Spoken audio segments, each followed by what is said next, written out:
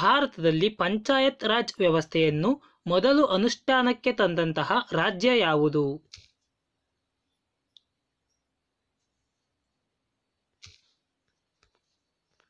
ರಾಜಸ್ಥಾನ. ಭಾರತದ ಉದ್ದದ ನೀರಾವರಿ ಕಾಲುವೆ ಯಾವುದು?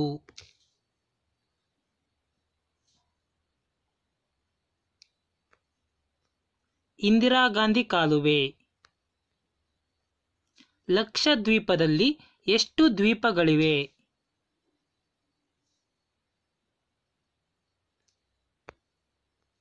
36. ರಿಹಾಂಡ್ ಅಣೆಕಟ್ಟನ್ನು ಯಾವ ನದಿಯ ಉಪನದಿಗೆ ನಿರ್ಮಿಸಲಾಗಿದೆ?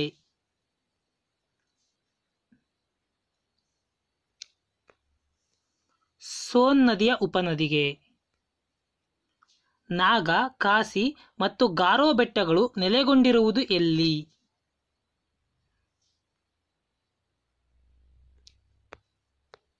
ಪೂರ್ವಾಂಚಲ್ ಶ್ರೇಣಿಗಳಲ್ಲಿ. ಭಾರತದ ಈ ಕೆಳಗಿನ ಯಾವ ಪ್ರದೇಶದಲ್ಲಿ ಮಂಗೋಲಾಯ್ಡ್ ಜನಾಂಗೀಯ ಗುಂಪು ಕಂಡುಬರುತ್ತದೆ?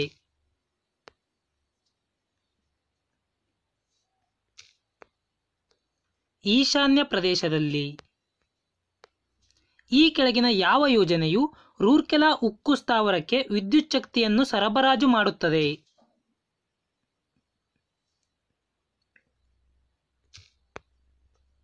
ಹಿರಾಕುಡ್ ಅಣೆಕಟ್ಟು ಯೋಜನೆ.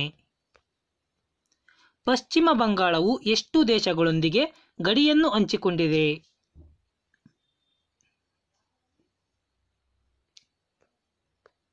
3 ದೇಶಗಳೊಂದಿಗೆ. ಪ್ರಾಬ್ಲಮ್ ಆಫ್ ದಿ ಈಸ್ಟ್ ಪುಸ್ತಕದ ಲೇಖಕರು ಯಾರು?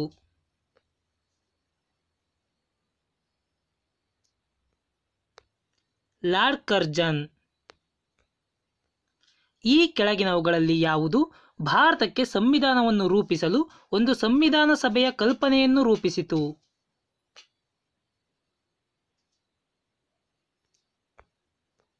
1934ರ ಸ್ವರಾಜ್ ಪಾರ್ಟಿ.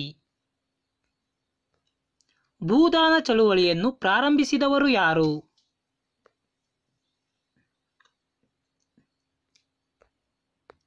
ವಿನೋಬಾ ಭಾವೆ. ಉಪ್ಪಿನ ಕಾನೂನು ಉಲ್ಲಂಘನೆಗೆ ಸಂಬಂಧಿಸಿದಂತೆ ಗಾಂಧೀಜಿ ಯಾವ ಚಳುವಳಿಯನ್ನು ಪ್ರಾರಂಭಿಸಿದರು?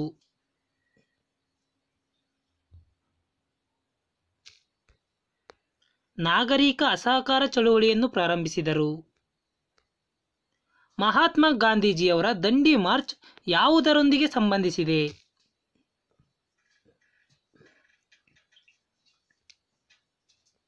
ನಾಗರಿಕ ಅಸಹಕಾರ ಚಳುವಳಿಯೊಂದಿಗೆ.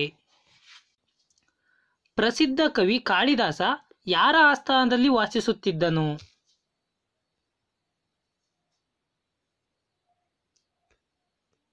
ಚಂದ್ರಗುಪ್ತ II. ರೌಲತ್ ಕಾಯ್ದೆ ಅಂಗೀಕರಿಸಲ್ಪಟ್ಟಾಗ ಭಾರತದ ವೈಸ್ರಾಯ್ ಯಾರಾಗಿದ್ದರು?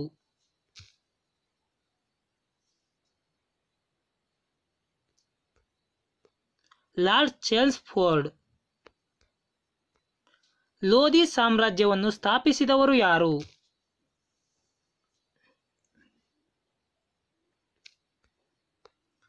ಬಹ್ಲುಲ್ ಖಾನ್ ಲೋಧಿ.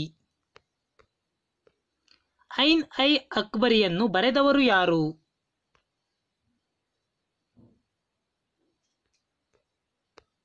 ಅಬುಲ್ ಫಜಲ್. ಯಾವ ಬ್ರಿಟಿಷ್ ಪ್ರಧಾನಮಂತ್ರಿಯ ಆಳ್ವಿಕೆಯ ಸಂದರ್ಭದಲ್ಲಿ ಭಾರತಕ್ಕೆ ಸ್ವಾತಂತ್ರ್ಯ ದೊರೆಯಿತು?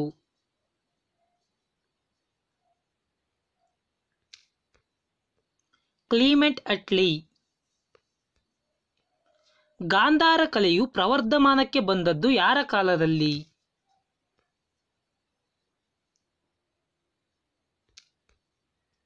ಕುಶಾಣರ ಕಾಲದಲ್ಲಿ. ವಿಜಯನಗರ ಸಾಮ್ರಾಜ್ಯ ಯಾವ ನದಿಯ ದಡದಲ್ಲಿದೆ?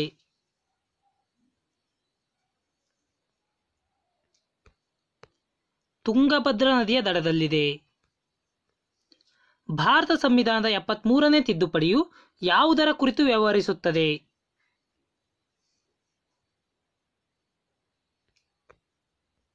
ಪಂಚಾಯತ್ ರಾಜ್ ಕುರಿತು ವ್ಯವಹರಿಸುತ್ತದೆ. ರಾಜ್ಯಸಭೆಗೆ ಸದಸ್ಯರನ್ನು ನಾಮನಿರ್ದೇಶಿಸುವ ಹಕ್ಕನ್ನು ಹೊಂದಿರುವವರು ಯಾರು?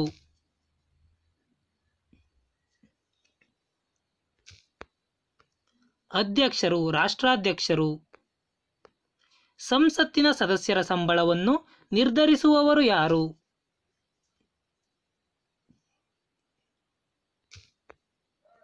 ಸಂಸತ್ತು.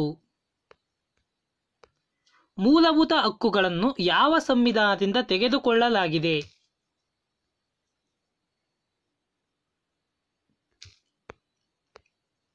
USA, America.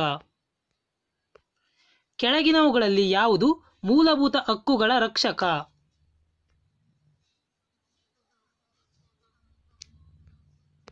ನ್ಯಾಯಾಂಗ. ಭಾರತ ಸಂವಿಧಾನದ ಯಾವ ವಿಧಿಯು ಪಂಚಾಯತ್ ರಾಜ್ ಸಂಸ್ಥೆಯ ಕುರಿತಾಗಿ ತಿಳಿಸುತ್ತದೆ?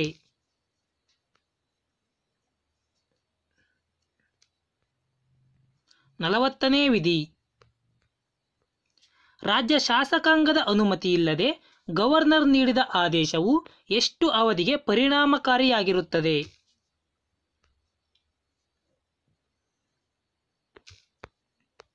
6 ವಾರಗಳಿಗೆ.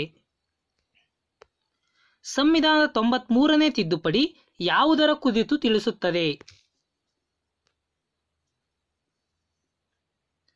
93ನೇ ತಿದ್ದುಪಡಿಯು ಶೈಕ್ಷಣಿಕ ಸಂಸ್ಥೆಗಳಲ್ಲಿ ಮೀಸಲಾತಿಯ ವಿಸ್ತರಣೆಗೆ ತಿಳಿಸುತ್ತದೆ.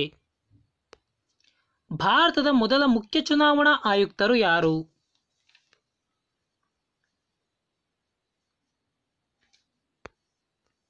ಸುಕುಮಾರ್ ಸೇನ್. ಲೋಕಸಭೆ ಚುನಾವಣೆಗೆ ಅರ್ಹತೆ ಪಡೆಯಲು ಅಭ್ಯರ್ಥಿಗೆ ಇರಬೇಕಾದ ಕನಿಷ್ಠ ವಯಸ್ಸು ಎಷ್ಟು?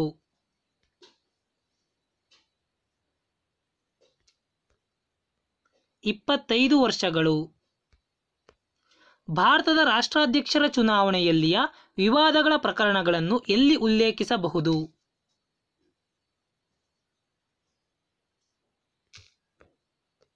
ಭಾರತದ ಸುಪ್ರೀಂ ಕೋರ್ಟ್ನಲ್ಲಿ. ಈ ಕೆಳಕಂಡ ಯಾವ ಕೇಂದ್ರಾಡಳಿತ ಪ್ರದೇಶದ ಸದಸ್ಯರು ಮಾತ್ರ ರಾಷ್ಟ್ರಪತಿ ಚುನಾವಣೆಯಲ್ಲಿ ಭಾಗವಹಿಸುವ ಅವಕಾಶ ಹೊಂದಿದ್ದಾರೆ?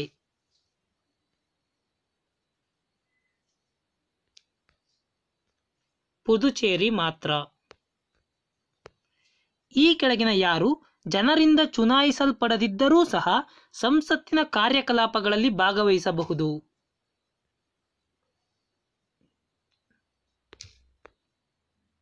Attorney general. ತುರ್ತು ಪರಿಸ್ಥಿತಿಗೆ ಸಂಬಂಧಿಸಿದಂತೆ ಯಾವ ವಿಧಿಗಳು ವ್ಯವಹರಿಸುತ್ತವೆ?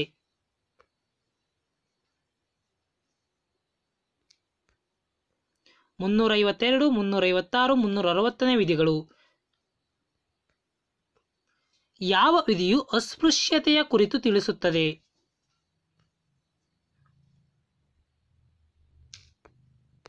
ಸಂವಿಧಾನದ 17ನೇ ವಿಧಿ.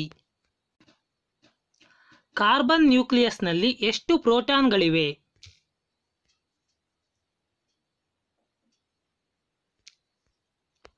6 ಪ್ರೋಟಾನ್ಗಳಿವೆ.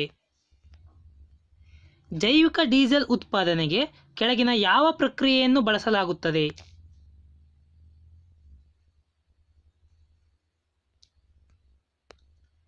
ಟ್ರಾನ್ಸ್ಟರ್ಫಿಕೇಶನ್. ಸ್ಟೇನ್ಲೆಸ್ ಸ್ಟೀಲ್ ಅನ್ನು ಉತ್ಪಾದಿಸಲು ಕಬ್ಬಿಣದಿಂದ ಬಳಸಲಾಗುವ ಪ್ರಮುಖ ಲೋಹ ಯಾವುದು?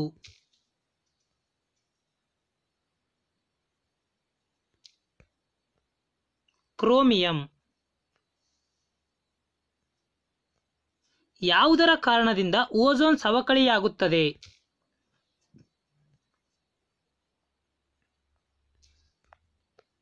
ಕ್ಲೋರೋಫ್ಲೋರೋಕಾರ್ಬನ್ನಿಂದ. ಬೆಂಕಿಯನ್ನು ನಂದಿಸಲು ಬಳಸುವ ಅನಿಲ ಯಾವುದು?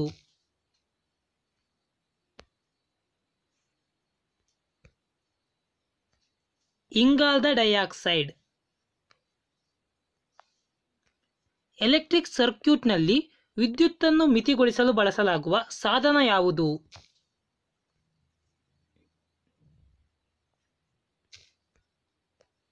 ಫ್ಯೂಸ್ ತಂತಿ. ಹೈಡ್ರೋಜನ್ ಬಾಂಬ್ ಯಾವ ತತ್ವವನ್ನು ಆಧರಿಸಿದೆ?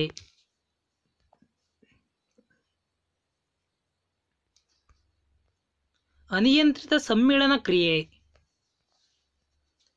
ಗ್ಯಾಸ್ ಥರ್ಮೋಮೀಟರ್ಗಳು ದ್ರವ ಥರ್ಮೋಮೀಟರ್ಗಳಿಗಿಂತ ಹೆಚ್ಚು ಸಂವೇದನಾಶೀಲವಾಗಿವೆ, ಏಕೆಂದರೆ ಅದರಲ್ಲಿ ಅನಿಲಗಳು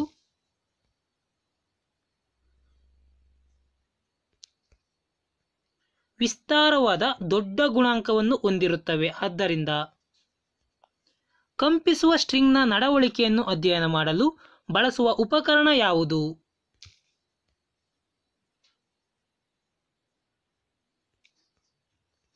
ಸೋನೋಮೀಟರ್. ನಿರಂತರವಾದ ವೇಗದೊಂದಿಗೆ ಚಲಿಸುವ ಓಪನ್ ಕಾರಿನಲ್ಲಿ ಕುಳಿತಿರುವ ಹುಡುಗ ಚೆಂಡನ್ನು ನೇರವಾಗಿ ಗಾಳಿಯಲ್ಲಿ ಎಸೆಯುತ್ತಾನೆ.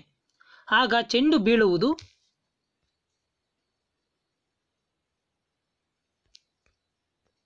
ಅವನ ಹಿಂದೆ.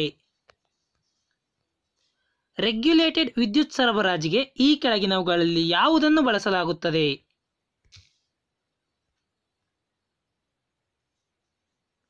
ರೆಗ್ಯುಲೇಟೆಡ್ ವಿದ್ಯುತ್ ಸರಬರಾಜಿಗೆ ಝೀನರ್ ಡಯೋಡ್ ಅನ್ನು ಬಳಸಲಾಗುತ್ತದೆ.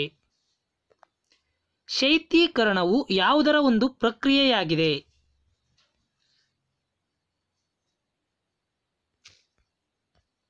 ಬ್ಯಾಕ್ಟೀರಿಯಾ ಬೆಳವಣಿಗೆಯನ್ನು ನಿಧಾನಗೊಳಿಸುವ ಪ್ರಕ್ರಿಯೆಯಾಗಿದೆ.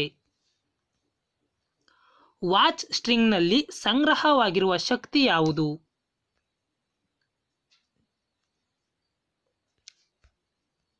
ಸಂಭಾವ್ಯ ಶಕ್ತಿ. ಆಂಟಿಜನ್ ಎಂಬುದರ ಕಾರ್ಯವೇನು? ಆಂಟಿಜನ್ನ ಕಾರ್ಯ ಪ್ರತಿರಕ್ಷಣಾ ವ್ಯವಸ್ಥೆಯನ್ನು ಪ್ರಚೋದಿಸುವುದು. ಉಭಯಲಿಂಗಿ ಹೂವುಗಳಲ್ಲಿ ಅಂಡ್ರೋಸಿಯಂ ಮತ್ತು ಗಿನೋಯೇಸಿಯಂ ವಿವಿಧ ಸಮಯಗಳಲ್ಲಿ ಪ್ರಬುದ್ಧವಾಗಿದ್ದರೆ ಈ ವಿದ್ಯಮಾನವನ್ನು ಏನೆಂದು ಕರೆಯುತ್ತಾರೆ?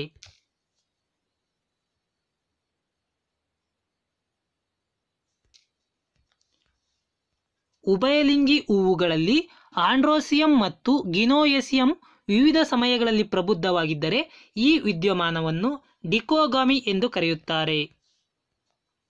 ತಾಮ್ರದ ಸಲ್ಫೇಟ್ನ ರಾಸಾಯನಿಕ ಅಣುಸೂತ್ರವೇನು?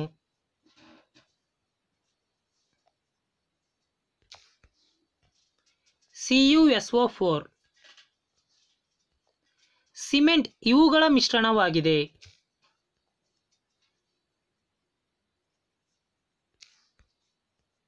ಕ್ಯಾಲ್ಸಿಯಂ ಸಿಲಿಕೇಟ್, ಕ್ಯಾಲ್ಸಿಯಂ ಅಲ್ಯೂಮಿನೇಟ್ ಮತ್ತು ಜಿಪ್ಸಮ್ನ ಮಿಶ್ರಣವಾಗಿದೆ. ನೆಫ್ರಾಲಜಿ ಯಾವುದರ ಕುರಿತು ಅಧ್ಯಯನ ನಡೆಸುವುದಾಗಿದೆ?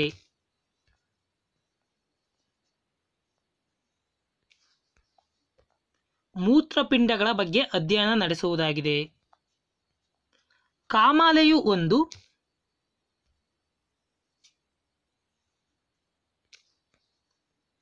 ಪಿತ್ತಜನಕಾಂಗಕ್ಕೆ ಸಂಬಂಧಿಸಿದ ಕಾಯಿಲೆಯಾಗಿದೆ. ಅಲೆಕ್ಸಾಂಡರ್ ಫ್ಲೆಮಿಂಗ್ ಕಂಡುಹಿಡಿದಿದ್ದು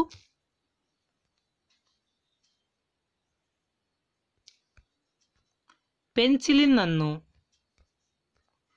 ದೇಹದ ಸಮತೋಲನವನ್ನು ಕಾಪಾಡುವ ಒಳಕಿವಿಯ ಭಾಗ ಯಾವುದು?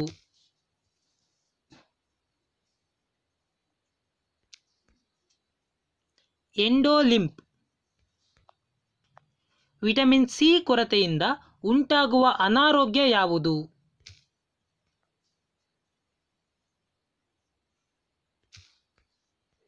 ಸ್ಕರ್ವಿ. ಇನ್ಸುಲಿನ್ ಉತ್ಪತ್ತಿ ಮಾಡುವ ಗ್ರಂಥಿ ಯಾವುದು?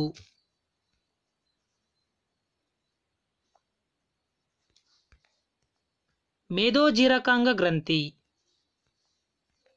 ಮೊಟ್ಟೆಗಳನ್ನು ಇಡುವ ಸಸ್ತನಿ ಯಾವುದು?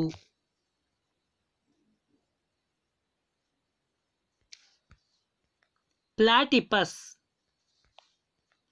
ಮಧ್ಯವರ್ತಿಯ ಅವಶ್ಯಕತೆ ಇಲ್ಲದೆ ಶಾಖ ಪ್ರಸಾರವಾಗುವ ಬಗೆಯನ್ನು ಏನೆಂದು ಕರೆಯುತ್ತಾರೆ?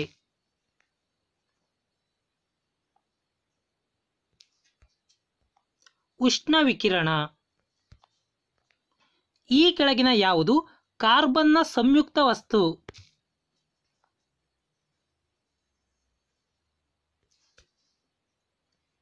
ಕಲ್ಲಿದ್ದಲು, ಹೈಡ್ರೋಕಾರ್ಬನ್ಗಳು, ರೇಷ್ಮೆ ಈ ಮೂರೂ ಕೂಡ ಕಾರ್ಬನ್ನ ಸಂಯುಕ್ತಗಳು. ಎಲಿಸಾ ಪರೀಕ್ಷೆಯನ್ನು ಈ ಕೆಳಗಿನ ಯಾವ ರೋಗ ಪತ್ತೆಗೆ ಮಾಡುವರು?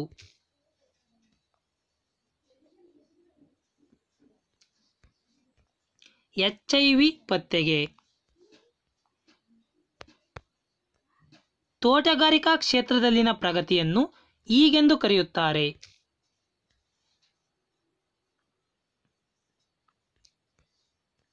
ಸುವರ್ಣ ಕ್ರಾಂತಿ. ಭಾರತದಲ್ಲಿ ಜನಗಣತಿ ಡ್ಯಾಶ್ ವರ್ಷಗಳಿಗೊಮ್ಮೆ ನಡೆಯುತ್ತದೆ.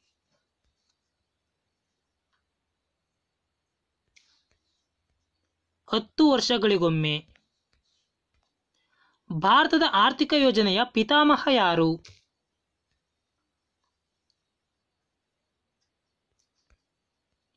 Sir M Visvesvaraya.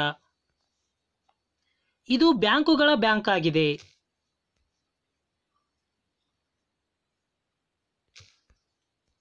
Reserve bank of India.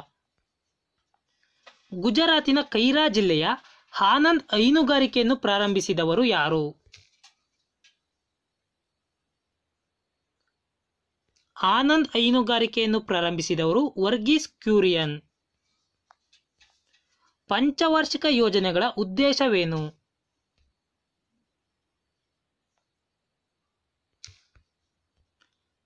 ಉತ್ಪಾದನೆಯನ್ನು ಗರಿಷ್ಠ ಮಟ್ಟಕ್ಕೆ ಹೆಚ್ಚಿಸುವುದು, ಆರ್ಥಿಕ ಅಸಮಾನತೆಯನ್ನು ಕಡಿಮೆ ಮಾಡುವುದು, ಉದ್ಯೋಗಾವಕಾಶಗಳನ್ನು ಹೆಚ್ಚಿಸುವುದು. ಇವು ಮೂರು ಕೂಡ ಪಂಚವಾರ್ಷಿಕ ಯೋಜನೆಗಳ ಉದ್ದೇಶಗಳಾಗಿವೆ.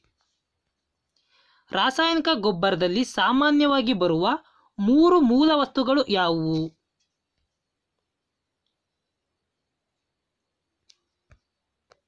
ಸಾರಜನಕ, ಪೊಟ್ಯಾಷ್ ಮತ್ತು ರಂಜಕ. ಗಾಜಿನ ಮೇಲೆ ಕೆತ್ತನೆ ಮಾಡಲು ಬಳಸುವ ಆಮ್ಲ ಯಾವುದು?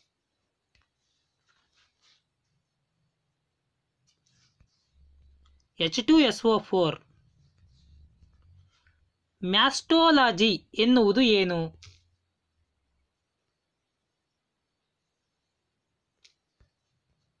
ಸ್ತನಗಳ ಬಗೆಗಿನ ಅಧ್ಯಯನ.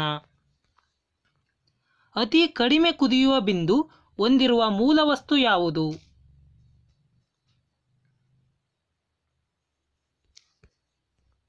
ಹೀಲಿಯಂ. ದೇಹದ ಯಾವ ಅಂಗವು ಕ್ಷಯರೋಗಕ್ಕೆ ತುತ್ತಾಗುತ್ತದೆ?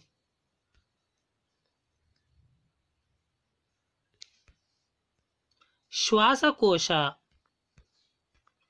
ದ್ರವದ ಸಾಪೇಕ್ಷತಾ ಸಾಂದ್ರತೆಯನ್ನು ಅಳೆಯುವ ಉಪಕರಣ ಯಾವುದು?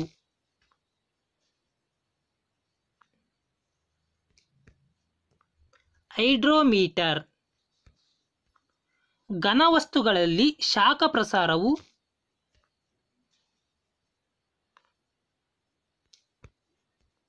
ಉಷ್ಣವಹನದ ಮೂಲಕ ಆಗುತ್ತದೆ. ಶ್ರವಣಾತೀತ ಶಬ್ದಗಳ ಅಧ್ಯಯನ ಮಾಡುವ ವಿಜ್ಞಾನದ ವಿಭಾಗವನ್ನು ಏನೆಂದು ಕರೆಯುತ್ತಾರೆ? ಶ್ರವಣಾತೀತ ಶಬ್ದಗಳ ಅಧ್ಯಯನಕ್ಕೆ ಅಲ್ಟ್ರಾಸಾನಿಕ್ಸ್ ಎಂದು ಕರೆಯುತ್ತಾರೆ. ಈ ಕೆಳಗಿನವುಗಳಲ್ಲಿ ಯಾವುದು ಅರೆವಾಹಕ?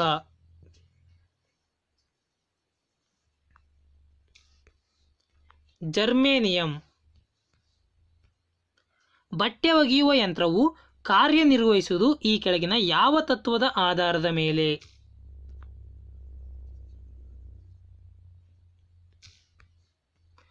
ಅಪಕೇಂದ್ರನ.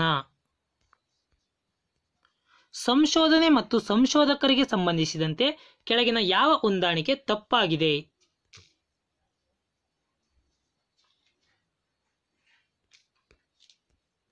ಆಪ್ಷನ್ ಸಿ ತಪ್ಪಾಗಿದೆ. ಡೈನಾಮೈಟ್ ಅನ್ನು ಕಂಡುಹಿಡಿದವರು ಆಲ್ಫ್ರೆಡ್ ನೊಬೆಲ್. ವಿಕಿರಣಶೀಲತೆಯನ್ನು ಕಂಡುಹಿಡಿದವರು ಬೆಕ್ವಿರಲ್. ಕ್ಷ ಕಿರಣವನ್ನು ಕಂಡುಹಿಡಿದವರು ರಾಂಟಜನ್. ಹಾಗಾದರೆ ರೇಡಿಯಂ ಅನ್ನು ಕಂಡುಹಿಡಿದವರು ಯಾರು ಎಂದು ಕಮೆಂಟ್ ಬಾಕ್ಸ್ನಲ್ಲಿ ತಿಳಿಸಿ. ವಾಯುಮಾಲಿನ್ಯದ ಜೀವವೈಜ್ಞಾನಿಕ ಸೂಚಕಗಳು ಯಾವುವು?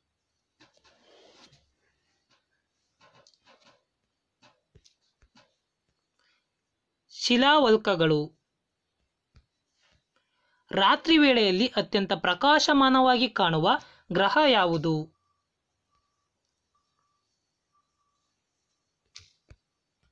ಶುಕ್ರ ಗ್ರಹ. ಭಾರತದ ಹಸಿರು ಕ್ರಾಂತಿಯ ಪಿತಾಮಹ ಯಾರು?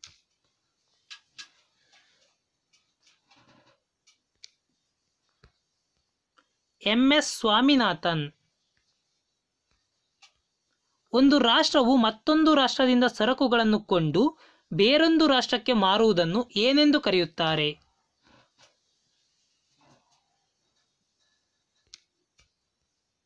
ಪುನರ್ರಫ್ತು. ಜನಸಂಖ್ಯೆ ಪ್ರಮಾಣದಲ್ಲಿ ಇಳಿಕೆಯಾಗುವುದರಿಂದ ದೇಶದ ಆರ್ಥಿಕತೆಯ ಮೇಲಾಗುವ ಪರಿಣಾಮವೇನು?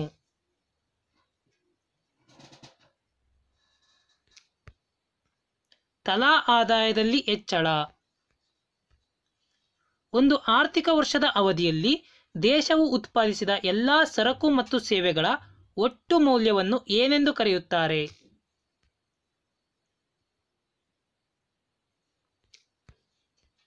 ಒಟ್ಟು ರಾಷ್ಟ್ರೀಯ ಉತ್ಪನ್ನ. ನೀರಿನ ಶಾಶ್ವತ ಗಡಸುತನ ಹೋಗಲಾಡಿಸಲು ಬಳಕೆ ಆಗದ ವಿಧಾನ ಯಾವುದು?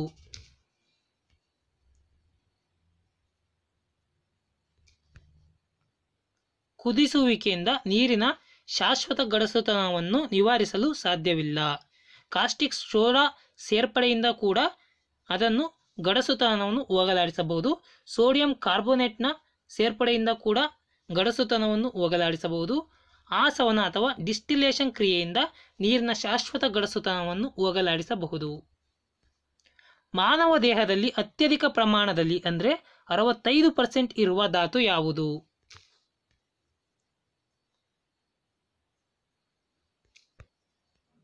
ಆಕ್ಸಿಜನ್. ಹಿಮೋಗ್ಲೋಬಿನ್ನ ಕಾರ್ಯವೇನು?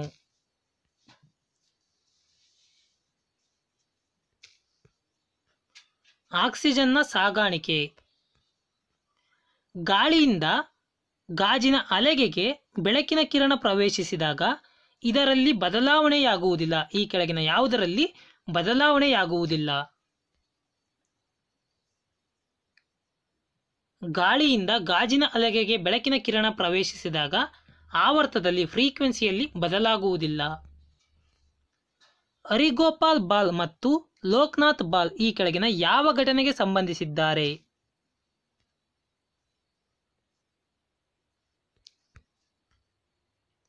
ಚಿತ್ತಗಾಂಗ್ ಶಸ್ತ್ರಾಸ್ತ್ರ ದಾಳಿಗೆ ಸಂಬಂಧಿಸಿದ್ದಾರೆ. ಚಿತ್ತಗಾಂಗ್ ಶಸ್ತ್ರಾಸ್ತ್ರ ದಾಳಿ ನಡೆದಿದ್ದು ಏಪ್ರಿಲ್ 18, 1930ರಲ್ಲಿ. ಸ್ಥಳ ಚಿತ್ತಗಾಂಗ್, ಬಾಂಗ್ಲಾದೇಶದ ಚಿತ್ತಗಾಂಗ್ನಲ್ಲಿ ನಡೆಯುತ್ತದೆ. ಈ ಚಿತ್ತಗಾಂಗ್ ಶಸ್ತ್ರಾಸ್ತ್ರ ದಾಳಿಯ ಲೀಡರ್ ಸೂರ್ಯಸೇನ್ ಆಗಿರ್ತಾರೆ. ಇನ್ನು ಉಳಿದಂತರು ಲೋಕನಾಥ್ ಬಾಲ್, ಹರಿಗೋಪಾಲ್ ಬಾಲ್, ಕಲ್ಪನಾ ದತ್ ಆಗಿರ್ತಾರೆ. MICRಗೆ ಸಂಬಂಧಿಸಿದಂತೆ ಈ ಕೆಳಗಿನ ಹೇಳಿಕೆಗಳನ್ನು ಪರಿಶೀಲಿಸಿ. A. Magnetic ink character recognition ಎಂಬುದು MICRನ ವಿಸ್ತೃತ ರೂಪವಾಗಿದೆ. ಈ ತಂತ್ರಜ್ಞಾನವನ್ನು ಸ್ಪರ್ಧಾತ್ಮಕ ಪರೀಕ್ಷೆಗಳ ಉತ್ತರ ಪತ್ರಿಕೆಗಳಾದ OMRಗಳನ್ನು ಪರಿಶೀಲಿಸಲು ಬಳಸಲಾಗುವುದು.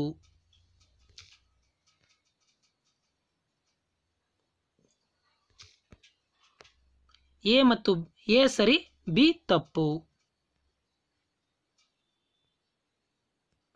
ನೀರಿನ ಗರಿಷ್ಠ ಸಾಂದ್ರತೆಯ ಮಟ್ಟ ಕಂಡುಬರುವುದು ಡ್ಯಾಶ್ ತಾಪಮಾನದಲ್ಲಿ?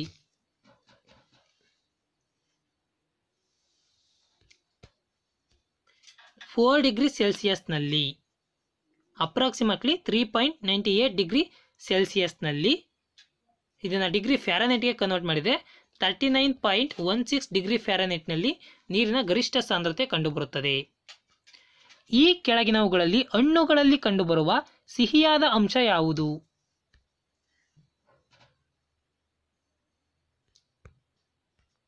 ಫ್ರುಕ್ಟೋಸ್. ಆಹಾರ ಪದಾರ್ಥಗಳಲ್ಲಿ ಪಿಷ್ಟ, ಸ್ಟಾರ್ಚ್ ಇದರ ಉಪಸ್ಥಿತಿಯನ್ನು ಪರೀಕ್ಷಿಸಲು ಬಳಸಲಾಗುವ ದ್ರಾವಣ ಯಾವುದು?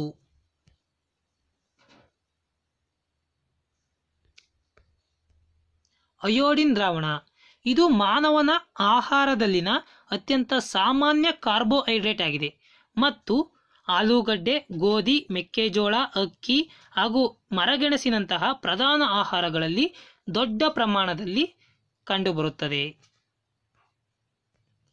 ಲಾಂಗ್ ಟರ್ಮ್ ಎವಾಲ್ಯೂಷನ್ ಎಂಬುದು ಈ ಕೆಳಗಿನ ಯಾವ ತರಂಗಾಂತರದ ಮೊಬೈಲ್ ನೆಟ್ವರ್ಕ್ ಆಗಿದೆ?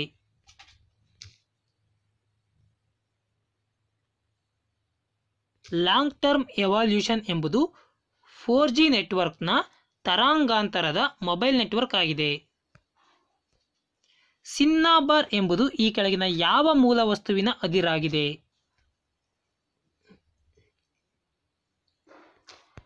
ಸಿನ್ನಾಬಾರ್ ಎಂಬುದು ಪಾದರಸ್ತದ ಅದಿರಾಗಿದೆ. ತನ್ನನ್ನು ತಾನು ಖಲೀಫನ ಪ್ರತಿನಿಧಿ ಎಂದು ಕರೆದುಕೊಂಡ ಸುಲ್ತಾನ ಯಾರು?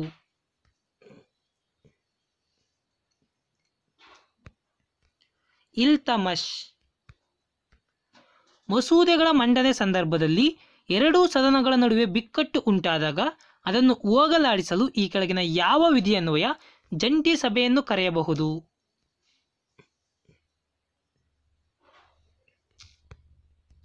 108ನೇ ವಿಧಿಯನ್ವಯ. ಟುವರ್ಡ್ಸ್ ಫ್ರೀಡಮ್ ಎಂಬುದು ಯಾರ ಆತ್ಮಚರಿತ್ರೆಯಾಗಿದೆ?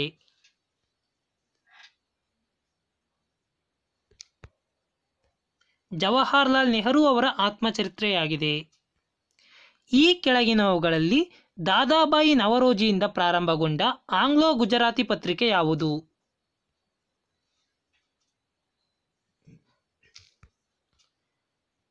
ರಾಸ್ತ್ ಗೋಫ್ತಾರ್. ಇದು ದಾದಾಬಾಯಿ ನವರೋಜಿ ಅವರಿಂದ ಪ್ರಾರಂಭಗೊಂಡ ಆಂಗ್ಲೋ ಗುಜರಾತಿ ಪತ್ರಿಕೆಯಾಗಿದೆ. ಇದೇ ರೀತಿಯ ಹೊಸ ವಿಡಿಯೋಗಳಿಗಾಗಿ ನಮ್ಮ ಯೂಟ್ಯೂಬ್ ಚಾನಲ್ಗೆ ಸಬ್ಸ್ಕ್ರೈಬ್ ಆಗಿ ಮತ್ತು ಪಕ್ಕದಲ್ಲಿರುವ ಬೆಲ್ ಐಕಾನ್ ಮೇಲೆ ಕ್ಲಿಕ್ ಮಾಡಿ.